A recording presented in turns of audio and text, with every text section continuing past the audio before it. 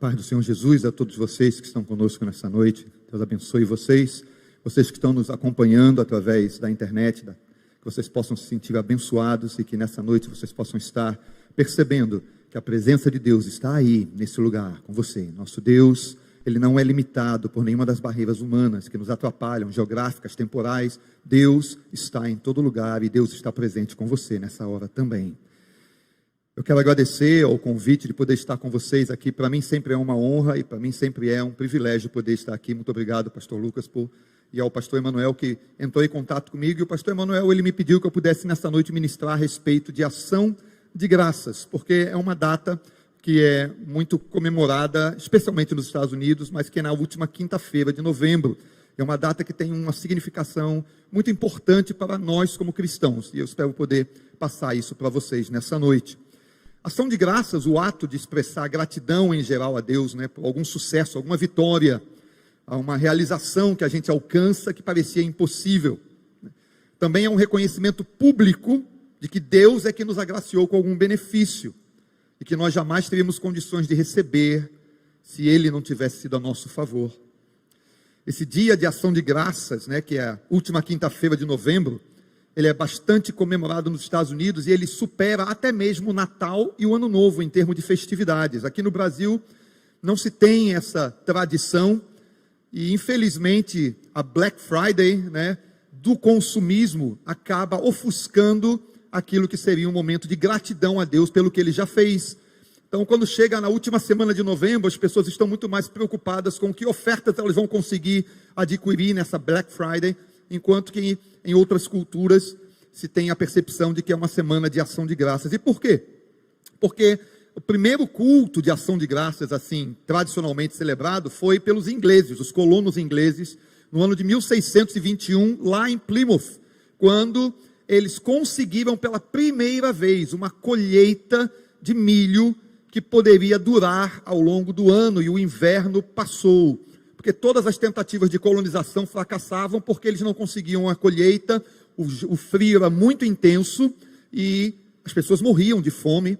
Mas naquele ano específico, Deus respondeu às orações daqueles colonos que vieram da Inglaterra para os Estados Unidos, e entre eles, obviamente, havia toda aquela tradição dos puritanos tentando implementar uma nação cristã, criar uma nação cristã.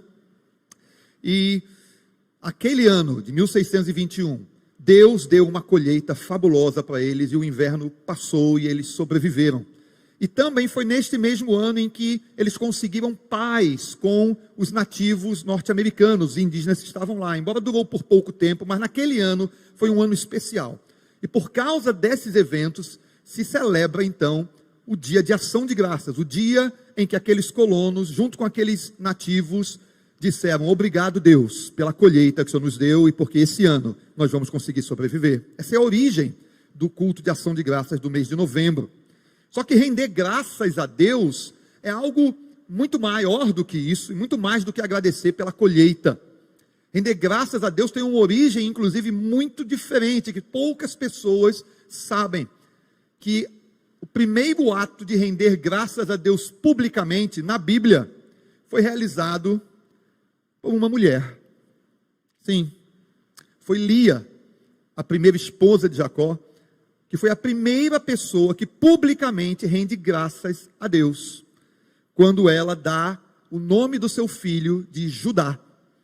E os próprios rabinos, eles explicam no Talmud, o Talmud é aquela parte que explica o que a Torá está escrita, Então, no Talmud, os rabinos, eles explicam que ninguém nunca havia rendido graças a Deus, desde a fundação do mundo, até o dia em que Lia concebeu e disse Judá. Porque em hebraico, Yuhadá significa darei louvor a Deus. O que estava acontecendo é que havia aquela competiçãozinha de Lia e de Raquel, pelo amor de Jacó, para quem que seria realmente a preferida, e a gente sabe que Jacó amava Raquel, mas Lia era desprezada por ele. Só que Raquel era estéril e Lia concebia filhos. E toda vez que Lia dava uma luz a uma criança, ela pensava: agora o meu marido vai me amar. Agora o meu marido vai dar atenção a mim. Ela concebeu de novo e pensou: agora o meu marido vai prestar atenção em mim. Mas Jacó continuava obcecado apenas por Raquel. Então, quando nasceu Judá, Lia disse assim: chega de ficar procurando o amor de quem não me quer. Dessa vez eu louvarei ao Senhor. E por isso que ela dá esse nome à criança, Judá. Judá significa louvor, louvor a Deus. Foi a primeira pessoa que rende graças ao Senhor. Isso, para nós, já serve como uma imensa lição, irmãos. Porque muitas vezes, nós como seres sociais que somos, estamos sempre buscando a aprovação dos outros. Estamos buscando que os outros nos elogiem, ou digam que foi bom, ou digam que você é bonito, ou você está bem vestido, ou está tudo bem, sempre procurando que no grupo em que a gente está inserido, nós possamos nos sentir amados e acolhidos. Mas nós não podemos fazer disso um vício, e nem a base da nossa vida cristã. A base da nossa vida cristã é ser gratos a Deus, por tudo que Ele é, e por tudo que Ele faz para conosco. Essa percepção do quanto a gratidão é importante e como gratidão pode se transformar em glória para Deus, e se o objetivo do homem, o homem foi criado para o louvor da glória de Deus, nós precisamos voltar a ser mais gratos para com o Senhor, porque gratidão produz glória para Deus. O apóstolo Paulo, ele escreve um texto belíssimo, no qual ele explica como os reveses da vida, os sofrimentos, as perseguições sobre ele, encontraram nele ação de graças. E isso como é difícil para a gente, que a maioria das vezes o sofrimento e os reveses da vida encontram a gente choramingando e clamando e dizendo: Senhor, tem misericórdia, por que eu estou passando por isso? Eu não entendo. Mas Paulo, ele conseguia transformar isso em ação de graças, e isso virava glória para Deus. Eu convido você, e você que está nos assistindo, a abrir a sua Bíblia na segunda carta de Paulo aos Coríntios. Nós vamos ler o capítulo 4, segunda carta aos Coríntios, capítulo 4, nós vamos ler do versículo 7 até o versículo 15.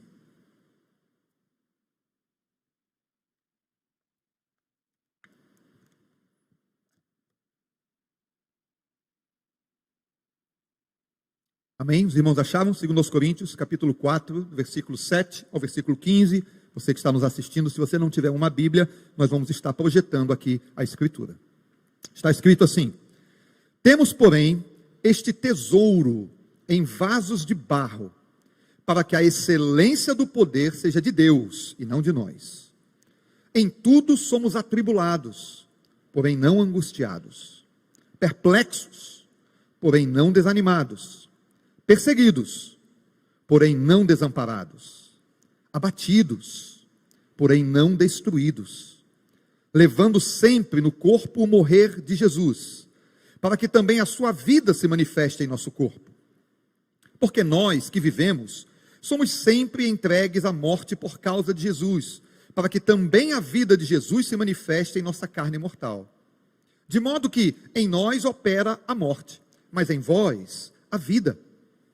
Tendo, porém, o mesmo espírito da fé, como está escrito: eu criei, por isso é que falei, também nós cremos, por isso também falamos, sabendo que aquele que ressuscitou o Senhor Jesus, também nos ressuscitará com Jesus, e nos apresentará convosco.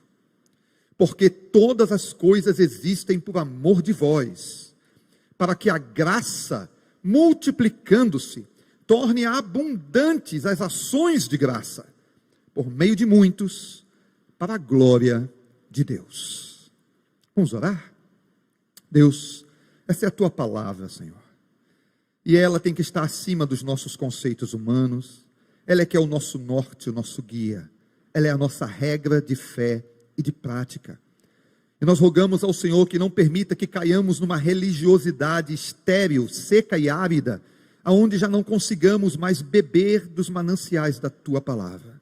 Mas renova-nos e aviva-nos com o fluir do teu Espírito, que flui a partir da palavra inspirada por Ele mesmo. É o nosso pedido em nome do teu Filho Jesus. Amém. Amém. Meus queridos, Paulo sabia, aí no versículo 7, se você acompanhar, nós vamos estar tentando explicar parte a parte. Paulo sabia que ele era um vaso frágil, rústico, apenas um homem, e um homem que não tinha nem sequer uma presença marcante. E por isso ele escreve no versículo 7, este tesouro está contido em vasos de barro. É como se Paulo tivesse usando a figura de linguagem que era bem conhecida por aquela comunidade. Naquele tempo as pessoas não tinham cofre nem banco, então elas guardavam as coisas preciosas dentro de jarros e muitas vezes as enterravam. Até mesmo as escrituras, como foi o caso dos manuscritos do Mar Morto, que a comunidade de Qumran pegou e guardou em vaso de barro, selou e depois enterrou, e foram descobertos em 1940. Então, coisas que eram preciosas, elas eram guardadas de maneira que pudessem ficar preservadas e pudessem ser mais tarde utilizadas conforme fosse a necessidade. Paulo, ele faz essa comparação consigo mesmo, ele diz: eu sou um vaso de barro, mas dentro de mim existe um tesouro, para que a excelência do poder seja de Deus, e não de mim. O meu ministério, as coisas que acontecem, se pessoas se convertem, se a cidade de Corinto estava em polvorosa, se haviam pessoas que tinham realmente se convertido, se a Ásia estava virada do avesso por causa dos cristãos, isso era pela excelência do poder de Deus, e não por causa de Paulo. Essa era a percepção dele, ele entendia isso na vida dele. Paulo era um homem muito bem preparado academicamente, mas ele várias vezes enfrentou oposição até mesmo dentro da própria igreja.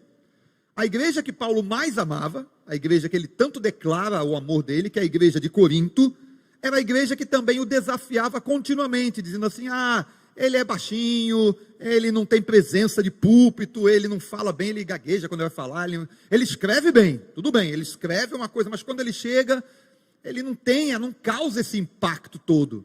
E Paulo continuamente argumentava com a igreja que não é para ficar observando o homem exterior, mas é aquilo que é interior, aquilo que é dentro de nós. Mas, irmãos, nós somos seres humanos frágeis e muitas vezes levados pela aparência externa. A gente tem a tendência de julgar a presença, o jeito, a maneira, o tom de voz que a pessoa usa, quando nós temos que nos habituar a perceber: Deus está fluindo ali, daquela pessoa. O Espírito Santo está usando aquele vaso frágil, seja um senhor idoso, já com a voz fraquinha, mas cheio do conhecimento e da presença de Deus, pelo convívio ao longo de anos na presença dele. Mesmo que seja uma senhora daquelas que não gostam de falar em público, mas na reunião de oração, quando ela abre os seus lábios, você percebe que o Espírito Santo se agrada e você percebe a resposta de oração. Nós precisamos nos desabituar a julgar pelo homem exterior, porque todos nós somos apenas vasos de barro, mas temos a presença do Espírito Santo nas nossas vidas, e ele é esse tesouro que está dentro de nós. Paulo, ele poderia se sentir menosprezado por não ser considerado um bom orador, e talvez muita gente sinta isso como desafeto, desabafo, desaforo até, né? Como é que as pessoas não gostam de mim? Mas Paulo já tinha entendido, irmãos, que olha, a graça me basta. O poder de Deus se aperfeiçoa na minha fraqueza. Quanto mais eu tento ser forte, capaz, cheio de técnicas e habilidades, menos do poder de Deus se manifestará. Quanto mais eu puder ser frágil e quebrantado, e dizer: Senhor, sim, eu tenho estudado, e tenho técnicas, e tenho habilidades, e fiz cursos, mas isso é nada diante de Ti, porque a Tua graça, Senhor, me basta, e o Teu poder só se manifesta na minha fraqueza. Se nós aprendermos a ser frágeis perante Deus, conheceremos o Deus que é forte em nosso lugar, e que nós podemos então descansar nas mãos desse Deus.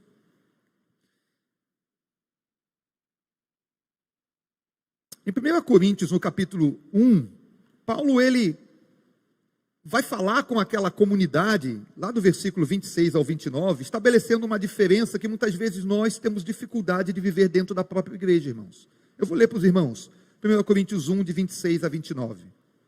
Irmãos, reparai na vossa vocação, chamado, visto que não foram chamados muitos sábios, segundo a carne, nem muitos poderosos, nem muitos de nobre nascimento. Pelo contrário, Deus escolheu as coisas loucas do mundo para envergonhar os sábios, e escolheu as coisas fracas do mundo para envergonhar as fortes.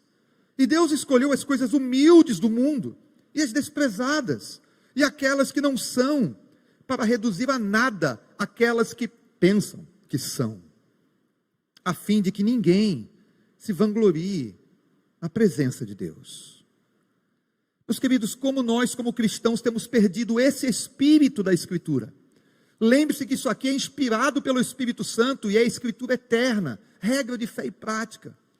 Quantas vezes há mais regozijo entre os crentes quando se dá a notícia de que um magistrado se converteu, de que um político aceitou o Senhor Jesus, de que o doutor fulano agora é crente, e não valorizamos quando aquele homem de rua foi evangelizado e aceitou a Cristo, como aquele sem teto, quando ele recebeu o sopão, ou quando ele recebeu a cesta básica, ele pôde perceber o amor da igreja e o amor em Cristo e se converte ao Senhor. Quando o mendigo, ou aquela pessoa mais humilde, ou simplesmente aquele trabalhador braçal, se encontra com Cristo, nós muitas vezes não damos o mesmo valor, e às vezes nem a mesma atenção. Mas Deus escolheu as coisas loucas e as que não são, para poder envergonhar aquelas que pensam que são. Nós precisamos aprender a render graças a Deus em toda e qualquer circunstância. Não importa se foi o comandante, o magistrado, ou o presidente, ou se foi o menor de rua, o desabrigado, o sem teto.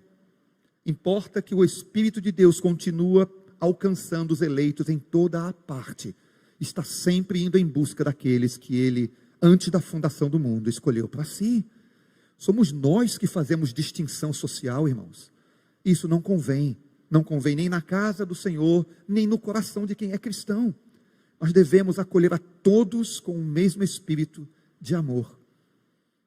A nossa vida e ministério tem que ser baseados na cruz de Cristo Jesus. Na convicção de que o Espírito Santo, o que ele realiza aqui, a obra que o Espírito Santo realiza através dos cristãos, ele realiza em nós primeiro, ele realiza por nós, ele realiza através de nós. Mas a coisa mais bela que o Espírito Santo faz, irmãos, é que ele realiza apesar de nós. Ele continua realizando uma maravilhosa obra, apesar das nossas falhas. E nós temos que abrir os olhos para enxergar, a fim de que as nossas ações de graças sejam reais, sejam verdadeiras. Pegando aqui a palavra do pastor Lucas, quantas pessoas têm na sua mente a confusão acadêmica e muitas vezes até de instrução, de que o dízimo é uma obrigação do crente, que eu tenho que dar, senão Deus vai ficar zangado comigo e vai me amaldiçoar. Outros imaginam que trazer o dinheiro para a igreja é para que Deus fique feliz ou para que Ele possa me abençoar devolvendo em dobro ou em triplo. Irmãos, dízimo e oferta é expressão de gratidão, é ação de graças. É dizer, Senhor, muito obrigado. Foi um mês difícil, foi um mês puxado, foi um mês complicado, essa pandemia está desestabilizando financeiramente, economicamente, mas eu te sou grato, porque eu posso chegar na tua casa e dizer, aqui Senhor, é a minha oferta de gratidão ao Senhor, porque Ebenezer, até aqui nos ajudou o Senhor. Estamos todos vivos, estamos todos bem, estamos todos desfrutando, irmãos, do mínimo que seja, casa, comida, água, esgoto. Todos nós aqui temos isso. E isso já é motivo de ação, de graças. Dizer, Senhor, muito obrigado. Porque por mais difícil que seja o ano que a gente passar, e se 2021 ficar pior ainda, se vier uma segunda ou terceira onda, se vier uma mutação do vírus, o que quer que aconteça, nós precisamos ter convicção de que a palavra de Deus diz, eis que eu estou convosco, todos os dias, até a consumação dos séculos. Você não está só. Eu estou contigo, diz o Senhor.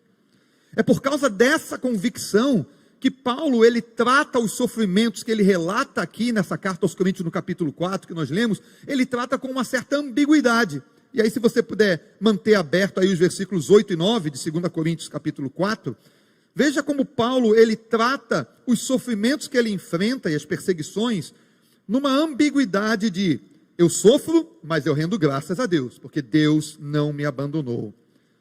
Voltando para o texto então de 2 Coríntios 4, os versículos 8 e 9, Paulo diz assim, em tudo somos atribulados, porém não angustiados.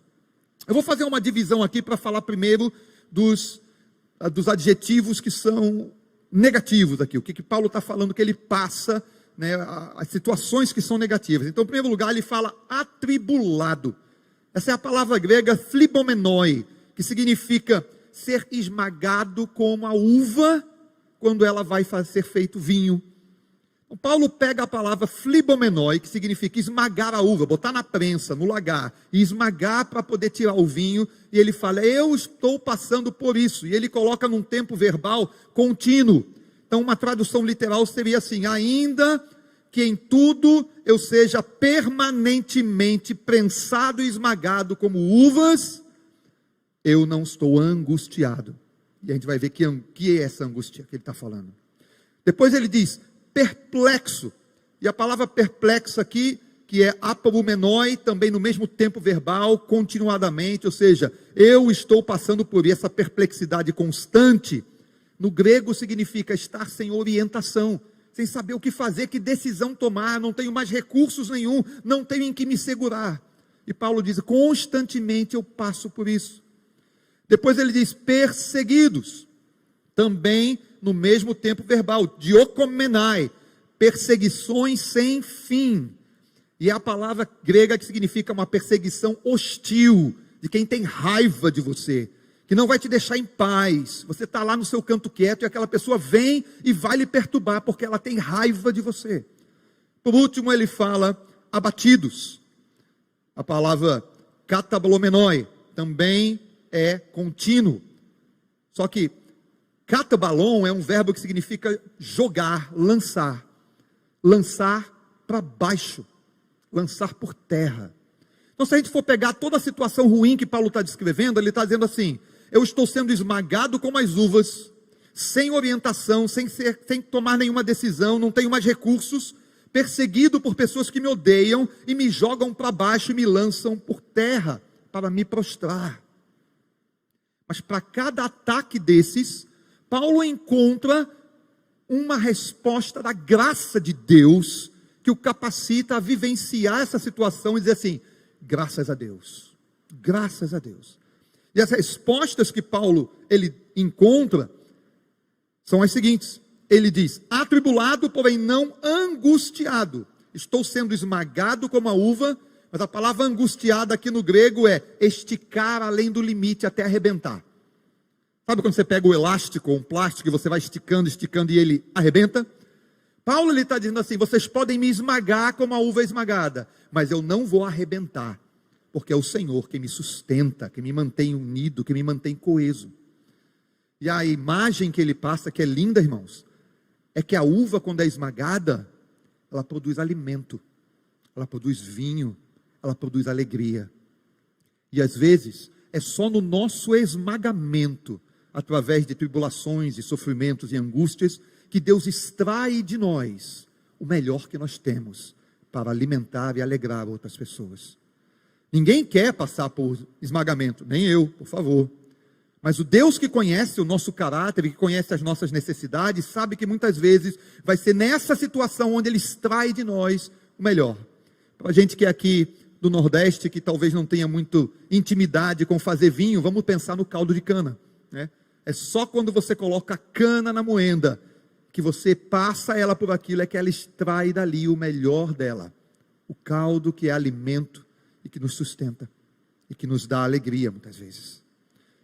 Segundo lugar, Paulo fala perplexidades constantes, ele está sem orientação, sem como tomar decisões, não tem recursos. E aí Paulo faz um jogo de palavras no grego que é muito bonito, porque quando ele fala perplexo, ele usa a palavra aporeo, mas quando ele diz assim, porém não desanimados, ele usa um radical exaporeo.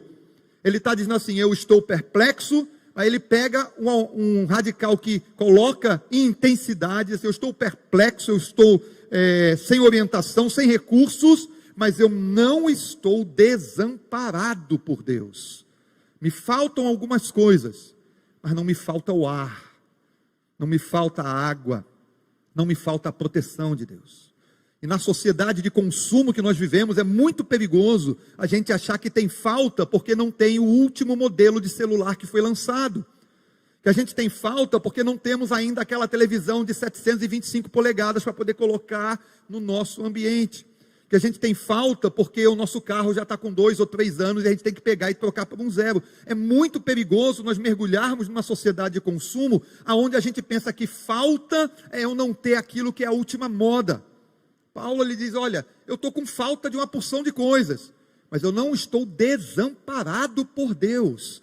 Ele ainda é o Deus presente. Preparas uma mesa perante mim na presença dos meus adversários e unge minha cabeça com óleo. O meu cálice transborda. É esse o conceito do Salmo 23, de que é Deus quem nos dá todas as coisas que nós precisamos, não as que nós queremos, mas as que nós necessitamos. Em terceiro lugar, quando ele diz perseguido de um modo hostil, Paulo ele está dizendo assim, eu sou perseguido, mas eu não sou deixado para trás. Ele usa no grego novamente esse jogo de palavras. As pessoas me perseguem porque têm raiva de mim, mas Jesus não me deixou para trás. Ele está ao meu lado e na hora do enfrentamento, Ele estará comigo até o fim. Eu não preciso temer a hostilidade e a raiva das pessoas. Um dos maiores bloqueios hoje em dia para a evangelização é porque os próprios cristãos têm medo de serem rejeitados. Tem medo da raiva da outra pessoa. A gente tem aquele pavorzinho escondido de, rapaz, eu vou falar de Jesus para aquela pessoa e ela vai pegar e zombar de mim, ou jogar o papel no chão, ou me xingar, ou me botar para correr. Mas nós não podemos, irmãos, deixar um mundo sem ouvir a palavra do Evangelho, porque a fé vem pelo ouvir a pregação de Cristo Jesus.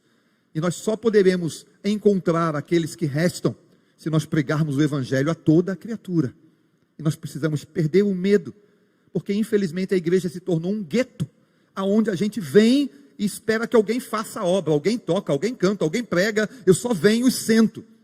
E a igreja não é isso. A igreja é nós sermos realmente o corpo de Cristo, andando pela terra, andando pelas ruas, nas praças, e na igreja manifestando amor, fé e comunhão uns com os outros. Por último, quando Paulo fala, estou abatido sim, abatido, lançado para baixo, porém não estou destruído. E ele usa a palavra apolume. E apolume é uma palavra muito importante na literatura bíblica. Apolume é a palavra que significa destruir, desfazer. É a palavra que é usada, por exemplo, para o que vai acontecer na eternidade com as pessoas que não, ou melhor, que rejeitaram Cristo Jesus. João 3,16, Deus amou o mundo de tal maneira que deu o seu único Filho, para que todo aquele que nele crê não pereça, mas tenha a vida eterna. Esse pereça aí é apolume, é você desperdiçar a sua vida e ela ser totalmente destruída. E Deus amou o mundo para que as pessoas não pereçam. Ele deu Jesus para que elas tenham a vida eterna. Então Paulo ele está dizendo, sou atribulado, mas não angustiado, estou perplexo, mas não fui desamparado, sou perseguido, mas não sou deixado para trás, estou abatido, mas não estou destruído. E diante dessa reflexão dele a respeito do que os sofrimentos trazem e o efeito das respostas que Deus lhe dá, é que Paulo levanta ações de graça para Deus. Ele poderia direcionar a mente dele, por exemplo, para o sentimento de injustiça, ou de autocomiseração, coitadinho de mim, poxa Jesus, eu estou te servindo há tantos anos, eu tenho sido fiel, porque o Senhor deixa essas coisas acontecerem, até quando vai ter perseguição na minha vida, até quando eu vou passar por sofrimento? E Paulo poderia até humanamente se justificar de que ele não está errado em fazer isso, mas ele rejeita e recusa essa postura. Ele diz, eu vou render graças a Deus, porque em tudo que atacam e tentam contra mim, o Senhor me dá o livramento e é glorificado, ainda que no meio do meu sofrimento. Resgatando novamente o Salmo 23, o Salmo 23 não diz que a gente não passa pelo vale da sombra e da morte. Ele diz que a gente passa, mas tu estás comigo. A tua vara e o teu cajado me consola. Essa é a perspectiva do cristão. Precisamos parar de evitar o vale da sombra e da morte e querer contornar e saber assim, eu quero saber se tu estás comigo. Senhor, tu estás comigo, então eu vou passar por onde o Senhor quiser que eu passe, e vou contigo por onde o Senhor for, porque eu quero ser contado, como lá no livro do Apocalipse, eu quero ser contado entre aqueles que seguem o Cordeiro por onde quer que ele vá, por onde quer que Jesus se encaminhe. E assim então, se pelo sofrimento e enfrentamento dessas situações que Paulo descreve, ele recebe graça para continuar ministrando por amor aos eleitos, e ele fala, por amor de vós é que isso acontece. Paulo percebe que essa graça vai se multiplicando à medida em que as pessoas vão percebendo o testemunho de ação de graças dele, se torna como uma bola de neve. Em cada salvo, Paulo observa o seguinte: quando eu rendo graças a Deus pelo sofrimento que eu estou passando, cada salvo é alcançado pela graça de Deus, por ver esse testemunho, e esse salvo rende graças a Deus, então a coisa começa a se multiplicar, de um para com o outro. Essa capacidade de render graças a Deus no meio do sofrimento, irmãos, não é humana, ela é nela mesma uma graça que Deus dá. Então, como o culto hoje é de ação de graça, eu quero que os irmãos sejam capazes de enxergar esses 3 tipos de graça que estamos falando, que é a graça salvadora que alcança os eleitos, que é a graça interna que capacita você a render graças, e o próprio ato de render graças a Deus. Então existe uma graça que salva, uma graça que sustenta na tribulação, e uma graça que se exterioriza nas ações de graça para Deus. É interessante ver como Tiago, ele faz uma conexão entre contenda, guerra, sofrimento, carnalidade, mundanismo, e ele repreende os arrogantes, dizendo, olha, Deus dá maior graça aos humildes, mas aos arrogantes ele abate, mas ele dá graça, e maior graça aos que são humildes. Então eu queria que os irmãos pudessem enxergar o que Paulo está dizendo, quando ele fala no versículo 15, e a gente vai focar e terminar só nesse versículo, quando no versículo 15 do capítulo 4, ele fala, porque todas as coisas existem por amor de vós, por amor aos eleitos, tudo isso que está me acontecendo. Por quê? Para que a graça, se multiplicando, torne abundantes as ações de graças, por meio de muitas pessoas que vão sendo salvas, para a glória de Deus. Mais e mais salvos vão sendo alcançados pelo Evangelho, é graça. Essa graça se manifesta de forma invisível no interior dos salvos, com a capacidade de suportar as perseguições, e quando os salvos transformam isso em ações de graça públicas, não é aquela oração que a gente faz, ó Senhor, muito obrigado, lá no cantinho do quarto, é aquele testemunho público, é vir na igreja e dar testemunho mesmo, ou é você contar para as pessoas no seu trabalho, ou na faculdade, ou onde você estiver, os seus vizinhos, assim, olha, rapaz, eu passei por uma dificuldade imensa, foi um problema sério, mas Deus me capacitou, me deu forças, me deu confiança, e hoje eu estou aqui para testemunhar que Ele é um Deus fiel. Você está rendendo graças a Deus publicamente, então você tem a graça que salvou uma pessoa, que é você. Esta pessoa recebeu a graça do Espírito Santo de suportar as perseguições e lutas, e aí essa pessoa vai publicamente e oferece ações de graça a Deus. E essas graças vão se multiplicando umas pelos outros. E aí quem era 1 vira 2, quem era 2 vira 3, 3 vira 5, 5 vira 8, 8 vira 13, que vira 21, que vira 34, 55, 89, 144. Se você é matemático, ou se você sabe do que eu estou falando, essa é a sequência de Fibonacci, né? Aqueles números que você encontra espalhados pela natureza de formas tão lindas, seja na copa das árvores, nas conchas, no formato da orelha, né? No ser humano, né? As pessoas costumam dizer que é a assinatura de Deus, né? Essa sequência de Fibonacci. E isso acontece entre os salvos. 1 vira 2, que vira 3, que vira 5, que vira 8, que vira 13, e vai cada vez mais se multiplicando. Vocês conseguem imaginar esse transbordamento? Foi isso que marcou a igreja primitiva. Era um rolo compressor que não parava. O Império Romano podia tentar fazer o que fosse, os imperadores tentavam todas as coisas, mas não conseguiam deter aquilo que se multiplicava e se espalhava cada vez mais, em todas as camadas sociais, entre todas as pessoas, porque eles tinham consciência de que todos nós fomos alcançados pela mesma graça. Ninguém é maior nem menor, mas a cruz nos nivelou a todos, e a mesma cruz que nos nivelou como pecadores, é a cruz que oferece perdão a todos, e portanto todos nós somos iguais perante Deus, e todos nós somos irmãos e irmãs da mesma família. Isso foi revolucionário, irmãos, numa sociedade cheia de estratificações, numa sociedade cheia de pessoas que são mais importantes do que as outras, surgia a igreja a partir do contexto que dizia assim: o escravo não é inferior ao seu senhor, porque se ambos são crentes, ambos são irmãos em Cristo Jesus. A mulher não é inferior ao seu marido, e se na sociedade diz que é, aqui na igreja, ou melhor, no corpo de Cristo, não há nem escravo, nem livre, nem homem, nem mulher, nem bárbaro, nem cita, mas todos são um só em Cristo Jesus. Isso revolucionou aquele mundo. Será que nós estamos conseguindo revolucionar o nosso mundo? Será que a igreja tem um testemunho para dar, que revoluciona, que faz com que as pessoas olhem e digam assim: rapaz, isso é impossível, como é que os caras conseguem viver desse jeito? Isso não existe. E aí nós vamos dizer assim: existe, mas é só pela graça de Deus. Esse impacto que nós precisamos causar. Essa é a importância de render graças a Deus, publicamente, para que a graça se multiplique e transborde as ações de graça. É interessante, eu escolhi fechar com um versículo que eu encontrei na liturgia de vocês, no Colossenses, capítulo 3, e eu agradeço a Deus, porque eu falo: Senhor, que bênção, é um só Espírito, uma só fé, um só Senhor, uma só graça. Colossenses, capítulo 3,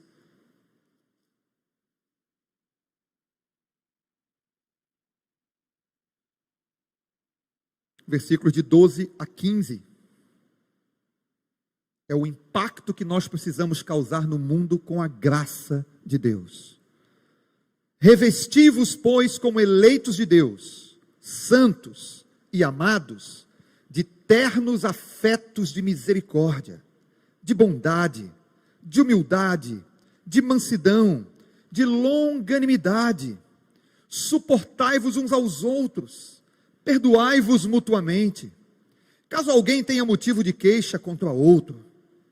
Assim como o Senhor vos perdoou, assim também perdoai vós. Acima de tudo isso, porém, esteja o amor, que é o vínculo da perfeição. Seja a paz de Cristo o juiz nos vossos corações, a qual também fostes chamados em um só corpo, e sede agradecidos. Sede agradecidos. Rendam graças ao Senhor, porque Ele é bom, e a sua misericórdia dura para sempre. Num mundo cheio de desespero, de pânico, de terror, de angústia, de medo, um mundo cheio de incertezas, um mundo cheio de gente apelando para tudo que pode, que eles possam encontrar nos cristãos e na igreja, um povo que diz: obrigado, Deus, porque Tu estás comigo. Eu rendo graças ao Senhor, porque o Senhor é bom, e a Tua misericórdia dura para sempre. Que Deus abençoe vocês. Amém. Vamos...